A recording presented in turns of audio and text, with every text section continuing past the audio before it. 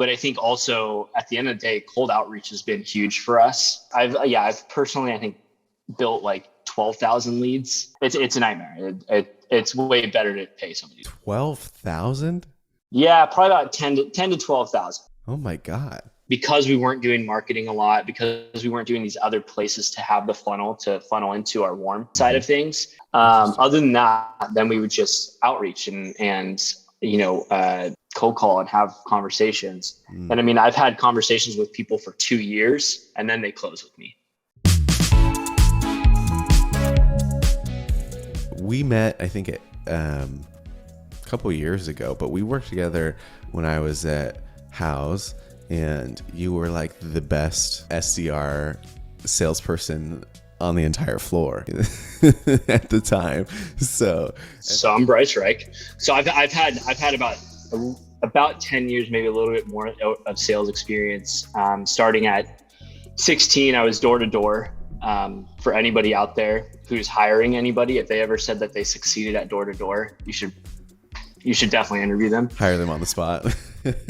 Yeah, hire them on the spot. And then right out of high school, I joined the military. So I served 4 years in the Navy over on the anti-submarine warfare teams in Japan and anti-piracy boarding teams over there too. And then when I got out, I just doubled down in college and did some more sales jobs here and there. But as Jeremy mentioned, we met in church, and he worked at House, and I was like, all right, man, I need to get a different job. And so he got me a job as an SDR, and I loved it. I mean, for the time being, I loved it. And in that role, it was very much so, again, cold calling. I got moved up to a strategic SDR, so I was developing new ways to sell new products. So I was on a very niche team like that. I was top 5 in the whole company, which is a $6 billion global company. I definitely wasn't in the way that I got talked to a lot, to say the least, by the managers, because my call numbers were low, but my talk time for a day was like an hour and a half. I had my own ways of doing things, quality over quantity. But I left there and I started a company about 3.5 years ago with my co-founder, who I also served in the military with. And we focus on supporting, launching kind of community platforms and data collection platforms for entrepreneur support organizations. So think of the entrepreneurship centers in governments, colleges, nonprofit sectors. Right now, we've grown it from 0 to 122 organizations and 15,000 entrepreneurs on it across 6 different countries. And we're currently at about 40% month over month growth on clients. So 40%. And that's crap, dude. Yeah. I'm running all the sales. We don't have any other salespeople. Well, clearly we're doing something wrong because we're only at 12%. I think the best. Yeah, you guys are service industry, so it's a lot harder. Yeah, it's a little different.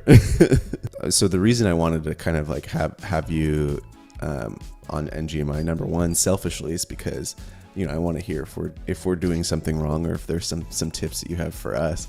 But number two, I think it's really just because I know you work with a lot of mentorship organizations, entrepreneurial organizations, but then within there, you're able to act as a mentor to new startups, new businesses. You're talking to a lot of people who are in the position of starting a new company, and so you see a lot of mistakes, a lot of the good things that happen.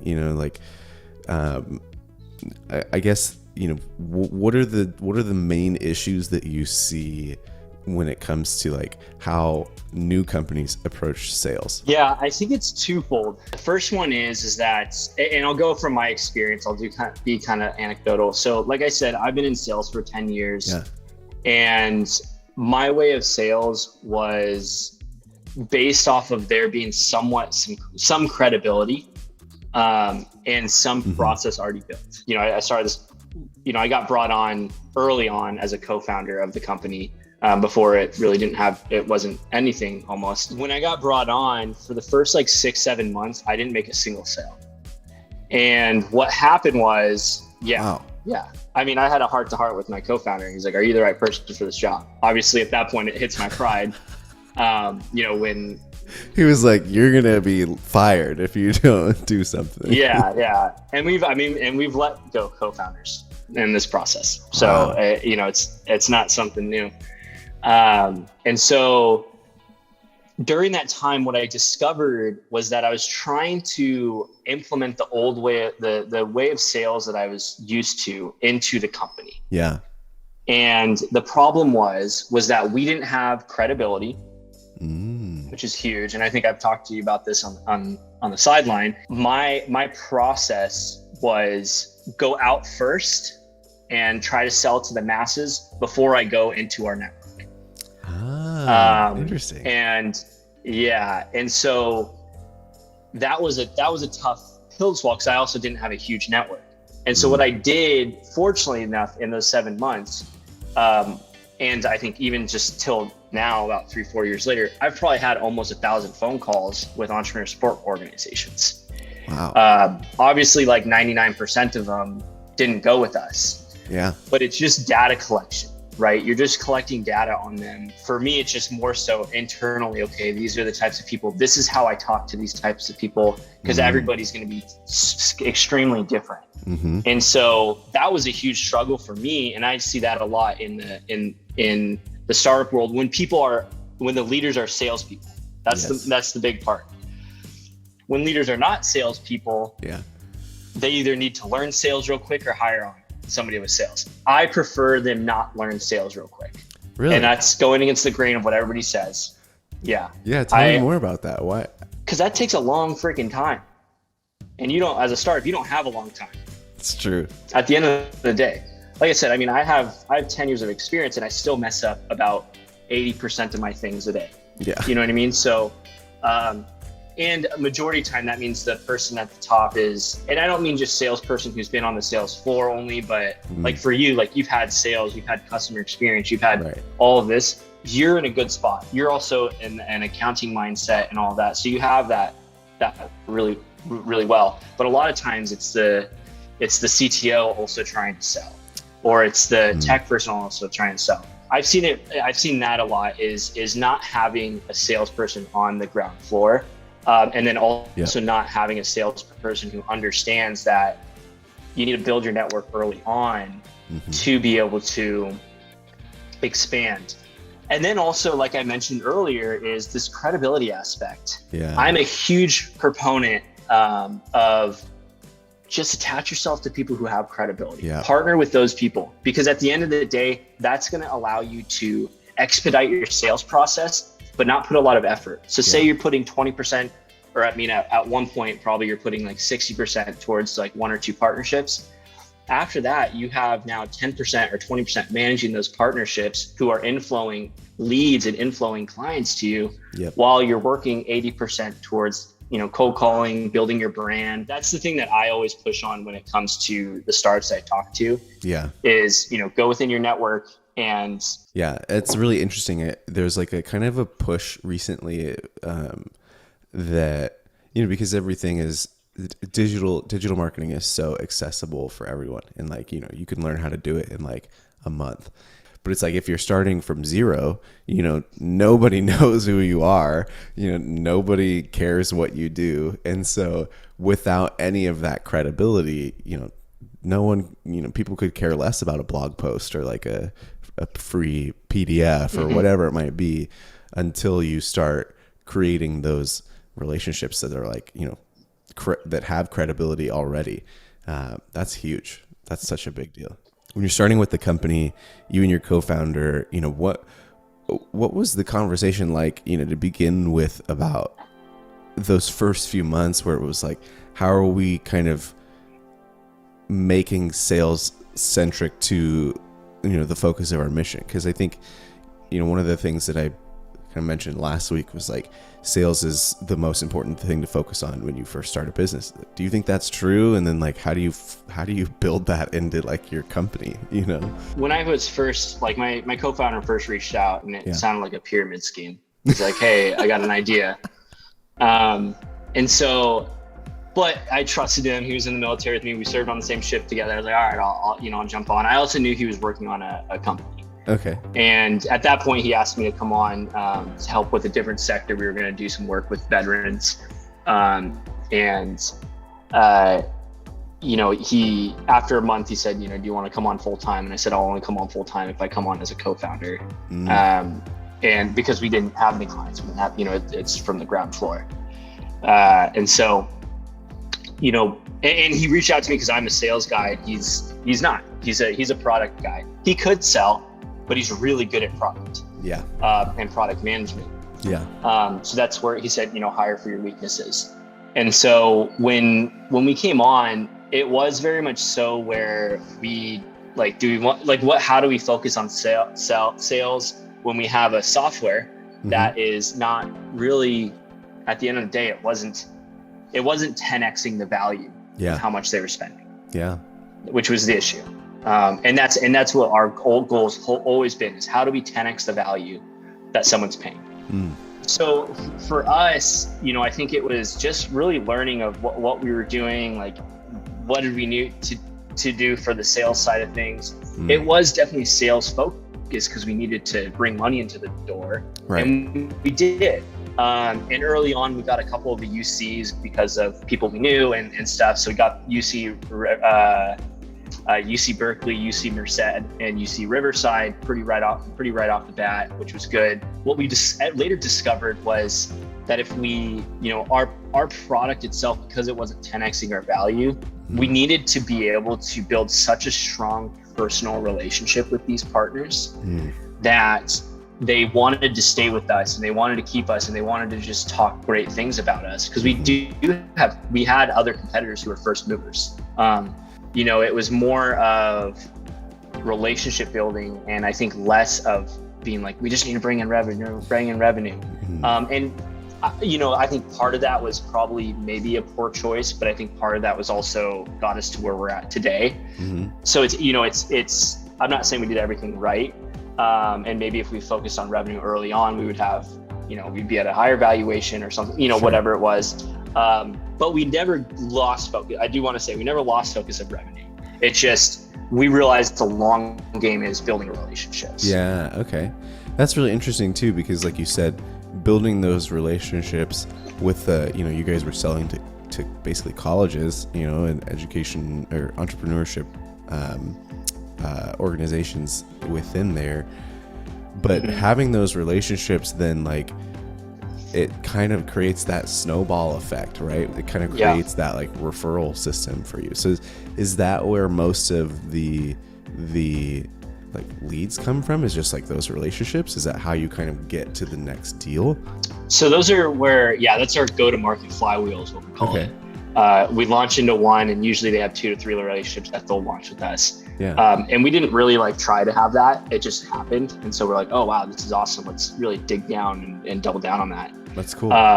We were conscious about it, of this kind of thing happening, just because, again, in the sales world, it's just kind of, referrals is huge. But I think also at the end of the day, cold outreach has been huge for us.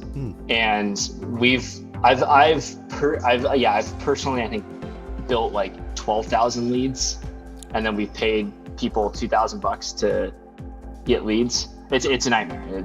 It's way better to pay somebody to do it. 12,000? But yeah, that was what I was focusing on a long time. And so I think there was a combination. The ones that were introductions were obviously the warm inflows. Because we weren't doing marketing a lot, because we weren't doing these other places to have the funnel into our warm side of things, the intros was where our funnel was coming from, the warm. Other than that, then we would just outreach and I had a conversation with somebody who said no to me, and then they liked us and liked our company and the people in it so much that they made an introduction to the CEO program that I was telling you about, and that got us into, over the next 2 years, putting us into 250 different schools. So it is that, because you have to remember, when you have a 1-person sales team or a 2-person sales team, you got to find ways to scale it. And so what we've seen work for me personally, because again, I sell very vastly different than somebody else.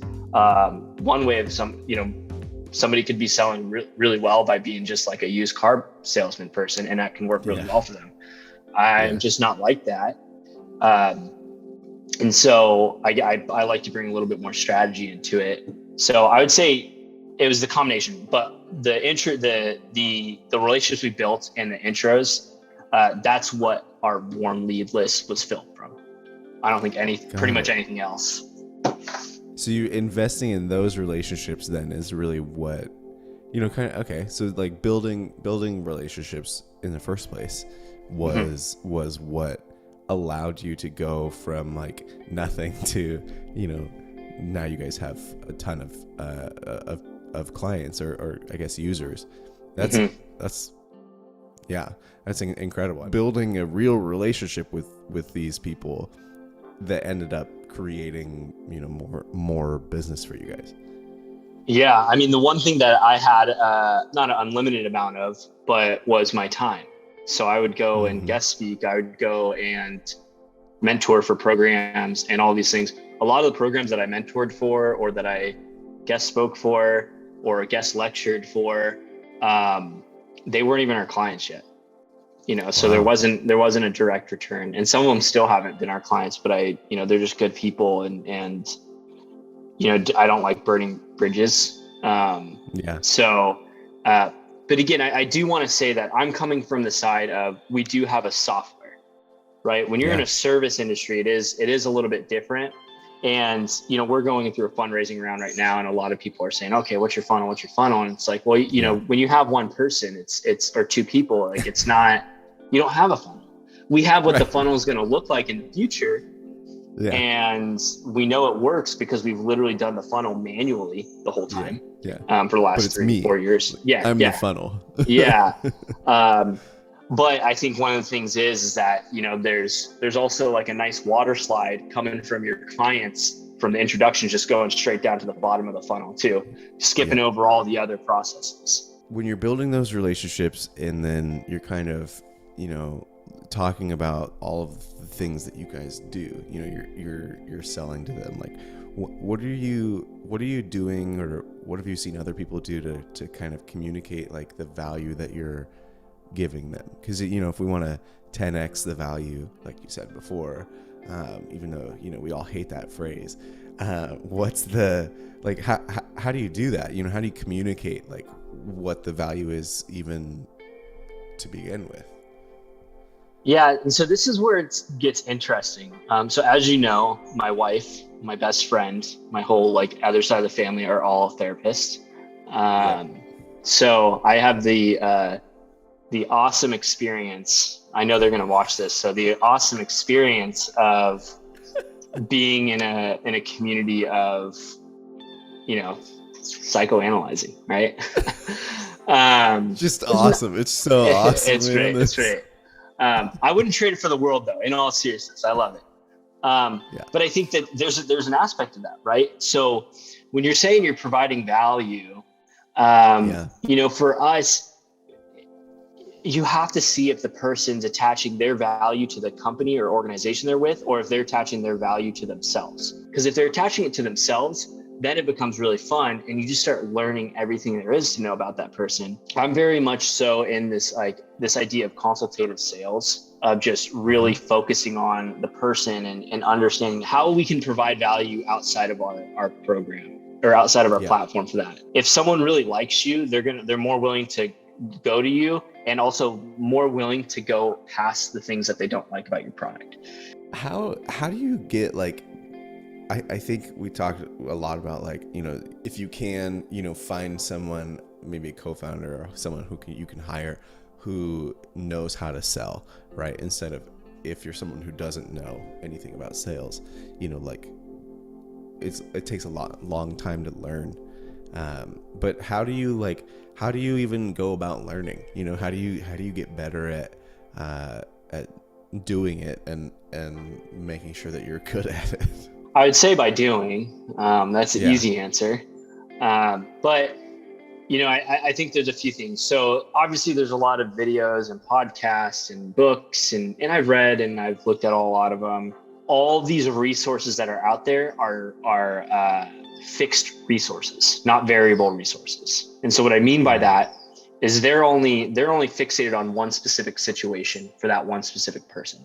So if you have the ability to extract your value out of these resources, then I would definitely go towards that. So if you say I'm reading pitch anything, I say I like part of that, but what I have to also do is reflect it back on my journey and on the way that I am as a person to be able to sell and pitch, right?